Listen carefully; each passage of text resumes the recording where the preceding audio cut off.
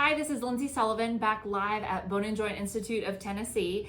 And Happy New Year, first of all. And so what we're going to talk about today, we have Dave Kempfert, our Director of Rehab Services here at Bone and Joint. But we really want to just talk to everyone that's jump-starting that workout program and kind of that new year, new you. And as we move into 2024, just some tips and tricks to prevent injury and jumpstart the new year in the right direction.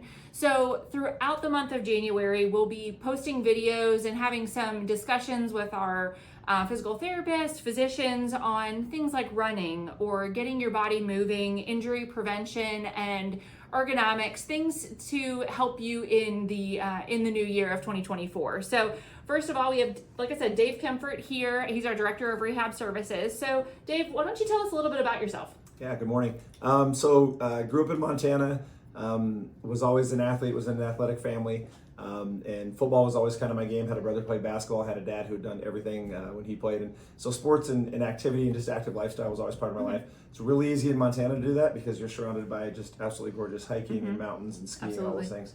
It is live TV, sorry. Excuse me. So just grew up active lifestyle in a very active kind of place. Eventually my career path kind of led me to physical therapy. And I got a chance to play football in college and got a chance to play in the NFL and bounce around to 3 different teams over 4 years. And so had always been around sports, went back into physical therapy. And I always thought my love was going to be just with athletes, and then realized quickly during internships and things that I really loved working with everyone who wanted to get back to whatever their activities that they want to get back to, whether it was sports or just home management and taking care of their kids and families. So it was really, really fun to get into physical therapy and realize how much good you can do as a physical therapist, not just with athletes, but with everybody, getting them an active lifestyle. Absolutely. And that's so important. And exercise in general is so important, whether it's an athlete in competition or someone taking a walk down the street. So tell me a little bit about why exercise is so important. Yeah. So everybody kind of knows the basic benefits of exercise. It can help increase, strength. It can increase flexibility. It can help with bone strength and bone density. Okay. But the other things that a lot of people don't realize is they've done a lot of studies on how much it actually helps with stress and anxiety, to decrease stress and anxiety in people. And also they've done a lot of studies with youth on how much it actually improves cognition for short-term periods after exercise. So there's so many benefits. We are made to move. We are meant to move. Absolutely. And so we always encourage an active lifestyle. Excellent. And with an active lifestyle, unfortunately, injuries sometimes happen. So how common are injuries while exercising? So if we talk about just kind of basic recreational exercise and those type of things, the studies show that the rate of injury during those type of activities is about 50% of people who are actually playing competitive sports. So it's still pretty common. And sometimes the numbers seem worse, but you look at it and you go, gosh, it's because we're a pretty active society. There's a lot of sports, there's a lot of rec leagues and pickleball's blown up, and the YMCA's and the gyms, and so there's a pretty active population. So injuries are going to happen. Most of the injuries that you're going to see are going to be like strains and sprains and things like that. So sprained ankles, muscle strains, things like that, pulled muscles.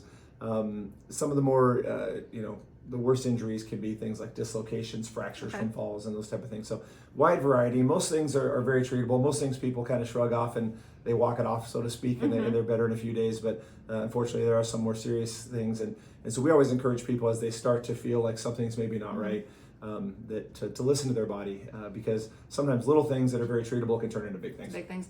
And so what type of exercise has more injuries, or is there a way to tell that? It's kind of hard. In general, your accidents and injuries are going to happen a little bit more with your more aggressive sports. So sports that involve quick deceleration, running, cutting. Obviously, contact sports have a lot of that, right? And also, actually, there's a lot of injuries in cycling.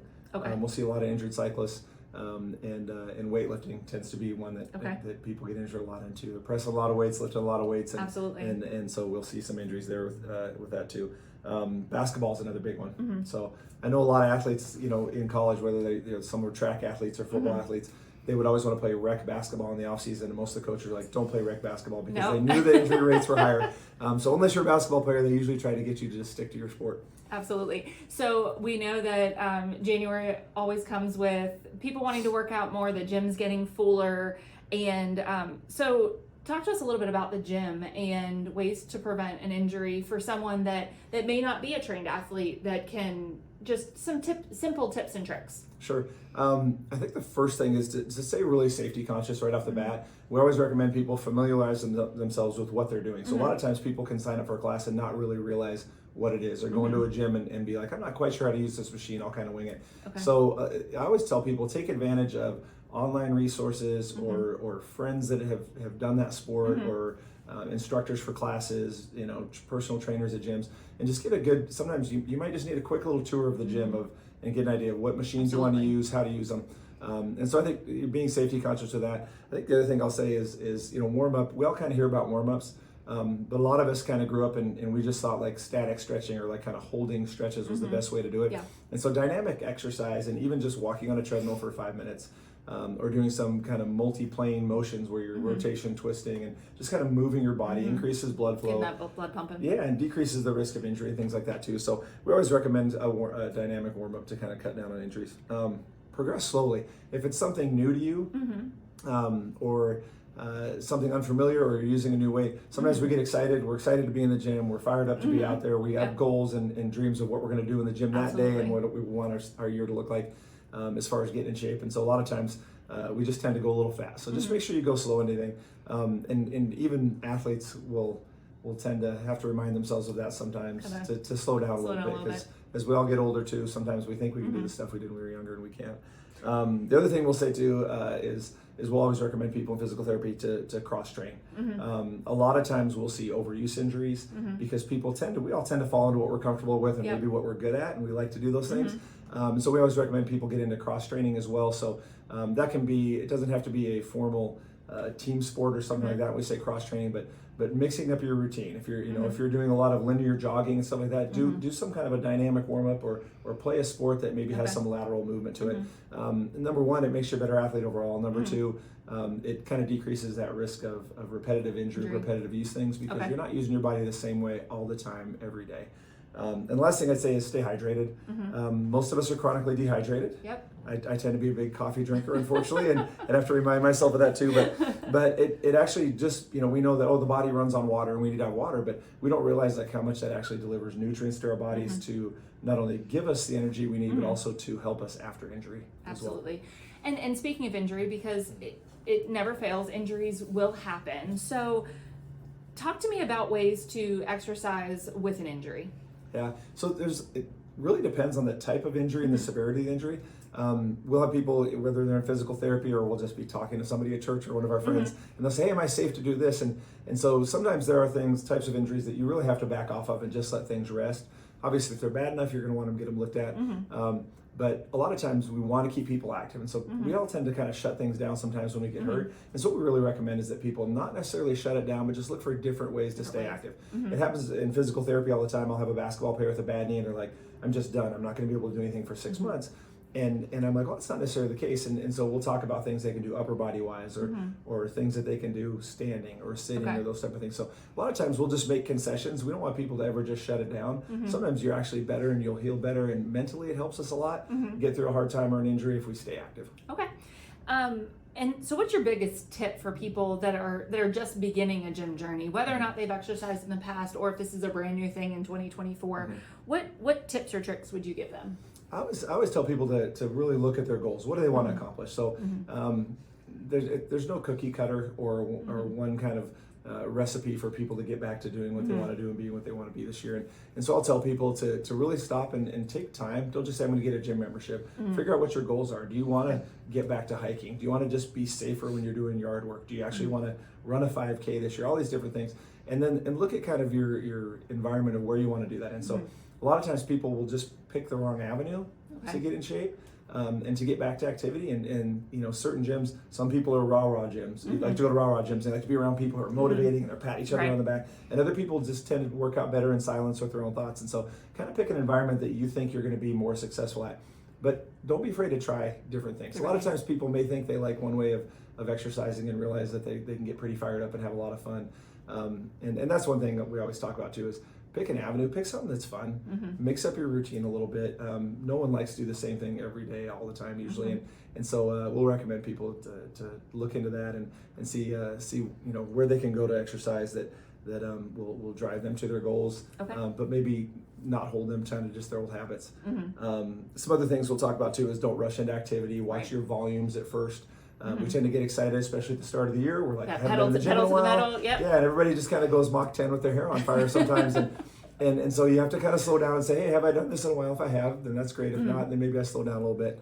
A really good example is for myself is I used to play football and things, and so I got used to having a certain type of routine. One of the best things that ever happened to me is I started training my son, who was 14 at the time, in weight training and lifting, and it made me slow everything down. And I couldn't believe, by decreasing the amount of weight I was doing and decreasing the volume while I was training my young guy here, I actually started feeling better and better, and a lot of pains that I had went away because I just backed down. Instead of trying to push myself forward like I always did. I slowed it down a little bit, got better at my form, watched my technique, realized I was approaching 50, and took things a little slower. And now I feel better than I did 5-10 years ago. Oh, that's awesome. So it's good to kind of remember that. So don't try to be something that you're not in the gym right away, and allow yourself to grow over time. So we end every one of our Facebook Live series with just talk about the comprehensive care, but I'm going to kind of spin it a little bit and talk to me about what Bone and Joint can offer for those that do get injured while exercising, and how it ties into the comprehensive care. Yeah. So there's so many services that Bone and Joint offers, and we've always tried to become. We've worked very hard to become a one-stop shop for people. And so, obviously severe things or things that need to see a doctor right away, we recommend people get it looked at. Even for us as physical therapists, sometimes we'll see things and we'll know exactly what it is. Sometimes there's some little red flags that people will have. We'll be like, it's better that we might gotta get an x-ray. We might want to get some imaging. We want to just get a second opinion on this. And so the Bone and Joint's pretty amazing that way, because we do have physical therapy and occupational therapy here. We have a large group of physicians. We have a large group of advanced practitioners, nurse practitioners, and physician's assistants. And so lots of avenues of different people to see. The neat thing too is that we're located in a lot of different areas. So we have physical therapy at 4 different locations. Those are tied to urgent cares as well. The neat thing about those is that the urgent cares can actually see somebody, and then somebody can walk right across the hallway and start in physical therapy, or at least get some initial advice right off the bat. So that's pretty neat. I think the other thing too is that a lot of people still don't know this, but it's been around for a while, but we have direct access services. So a lot of times people can come in without a doctor's order, if it's something that's appropriate, minor kind of things, strains, sprains, and then come in and set up an evaluation with a physical therapist without a physician's order to come in and look at it. And then from there, we kind of do a full examination.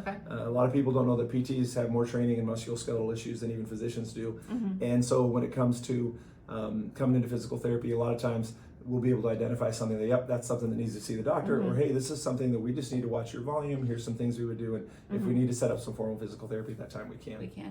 So you have our main location here in Franklin. Where else could someone get physical therapy within the Bone and Joint system? Yeah, so our main location is physical therapy and occupational therapy here, which treats kind of like shoulder to fingertips. And then we also have physical therapy in West Franklin. That's our newest one in March, and actually that one is absolutely blown up, and we just hired a new therapist out there, and so we're really excited for that area. We also have one in Brentwood, we have one in Nolensville, and we have one in Thompson Station as well. Awesome. Well, Dave, thank you for your time today. I really appreciate it. So for any questions or to schedule an appointment, you can go online, check out our website, check out our physical therapist and occupational therapist at www.boneandjointtn.org, or call and make an appointment at 615-791-2640. Dave, thank you again for your time, and we appreciate it, and we'll see you next month. Thanks, Lindsay.